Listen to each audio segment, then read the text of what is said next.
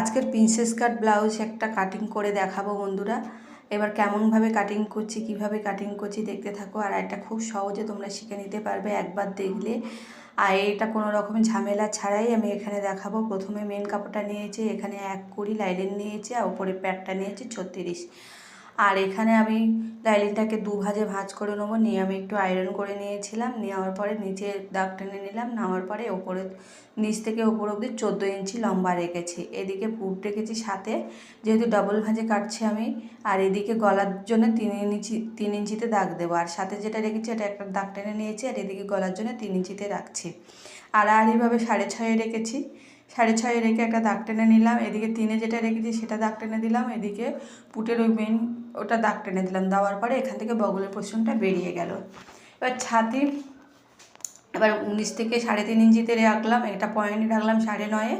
আর এদিকে দাগ টেনে দিলাম সোজাসুজি। আর এদিকে বগল থেকে 4.5-এ রেখেছি। 4.5-এ রেখে এইভাবে সুন্দর একটা শেপ দিয়ে দিলে প্রিন্সেস কাট আমাদের দেখুন বেরিয়ে গেল ড্রয়িংটা। আর এদিকে 2 ইঞ্চিতে রেখেছি, এদিকে 2 ইঞ্চি এখান থেকে ঘুরিয়ে দিলে একটা সুন্দর শেপ এসে যাবে। দেখুন বন্ধুরা কতটা সুন্দর বেরিয়ে গেল, সুন্দর শেপ প্রিন্সেস কাট। আর এদিকে ছাতি রেখেছি 9.5-এ। আর এদিকে কোমর রাখবো আমি, যেহেতু 30, এটা 8.5 হয়, 1 ইঞ্চি বেশি নিলাম। কোমর 9.5। এবার একটা স্কেল মাপি দাগ টেনে নিলাম, ওটা হচ্ছে বাড়তি কাপড়। আর এদিকে আমি যেহেতু 3.5-এ রেখেছিলাম, 3.5 বাদ দেওয়ার পরে যেটা বেরোবে আমি হাত গুনে এখানে দেখিয়ে দেবো বন্ধুরা। 6.5 অবধি আসবে। 6.5 অবধি থেকে এবার যেখানে আমি টেকেনে 2 ইঞ্চি রেখেছিলাম, আমি যেইভাবে দাগ দিচ্ছি, এবার ওখান থেকে আমি 6.5 রাখবো। দেখুন বন্ধুরা, ওখান থেকে আমি 6.5 দাগ দেবো। এটা হচ্ছে সামনের পাটের মাপটা হচ্ছে এখান থেকে, যেহেতু বগলের মেন পোর্শনটা, ওখান থেকে কোনাকুনিভাবে দাগ টেনে দিলাম। এদিকে বাড়তি কাপড় নিয়ে নিলাম। নিয়ে নেওয়ার পরে সামনের পিছনে দুদিকের পাট বেরিয়ে যাবে। আর এদিকে গলা তেজরাভাবে রেখেছি। গলা আমার 7.5 কাটতে বলেছিল, গলা 7.5-এ রেখেছিলাম। রেখে যেহেতু ভি শেপ হবে, ভি মতন একটা দাগ টেনে দিলাম, দিয়ে আমি কাটিংটা করে নিচ্ছি। এবার পুরো কাটিংটা পিছনে সমান করে কেটে নিলাম। কেটে নেওয়ার পর ওপর থেকে ওই ডবল ভাঁজে রেখেছি।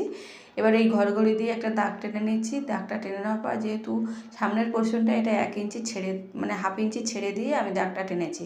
টেনে নেওয়ার পর দেখুন বন্ধুরা এরকমই ঠিক দাগ হয়েছে। এইভাবে একটু করে কাপড় রেখে আমি এইভাবে দাগ টেনে নেবো। নেওয়ার পরে এদিকে গলা যেহেতু ভি, আমি গলাটা ওইভাবে কেটে নেব।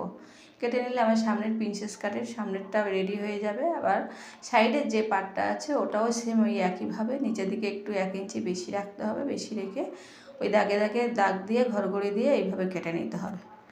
কেটে নেওয়ার পরে দেখুন বন্ধুরা, এটা কেটে যখন সাইড করে নেবো, এটা যেহেতু প্যাডেড ব্লাউজ হবে, এটা ডবল কাপড়ে দিতে হবে। এটা সিঙ্গেল কাপড়ে হয় না, ভালো হয় না। এবার আবার কাপড়টা ভাঁজ করে নিয়েছি। কাপড়টা ভাঁজ করে নেওয়ার সামনের পার্ট যেগুলো কেটে নিয়েছিলাম ওইগুলো বসিয়ে আর একটা পার্ট বের করে নিচ্ছি। এটা যেহেতু ডবল পার্টে দিতে হয় প্যাডেড ব্লাউজ। এইভাবে কেটে নিয়ে আমি, দেখুন বন্ধুরা, এইভাবে কেটে নিয়ে সরিয়ে রাখবো। এটাকে কাটা হয়ে গেছে আমার, এটাকে সরিয়ে রেখে দেবো। সরিয়ে রেখে দেওয়ার পর এখানে পিছনের পাটটা নেব। পিছনের পাটটা দেখুন বন্ধুরা, এটা যেটা বাড়তি কাপড় রেখেছিলাম সেটা কাঁচি ধরে কেটে দিয়ে সমান করে নিয়েছে। এটা মেন পয়েন্টে চলে এসেছে। এটা ঘরঘড়ি যে দাগটা দিয়েছে ওটা হচ্ছে মেন পয়েন্ট। আর এখানে টেকেনের জন্যে আমি রাখছি 3 ইঞ্চি রেখেছিলাম। এটা পিছন থেকে 3 ইঞ্চি রেখে সমস্ত কাটতে হবে।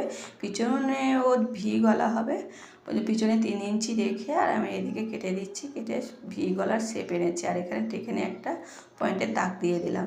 এটা হচ্ছে মেন কাপড়। এটা মেন কাপড়টা আমি কেটে নেব। প্রথমে হাতাটা বের করে নেব।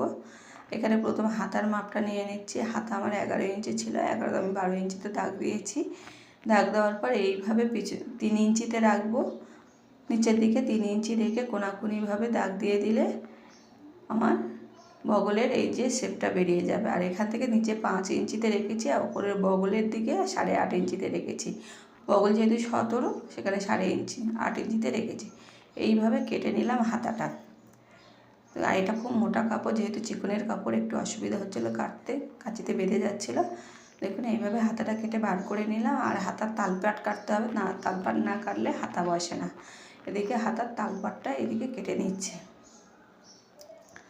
এভাবে হাতার তালপাটটা কেটে নিলাম।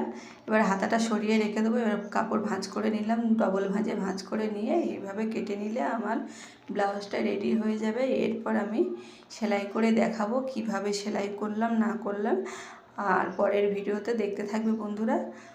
আর এটা কেমন হয়েছে কমেন্ট করতে ভুলবে না।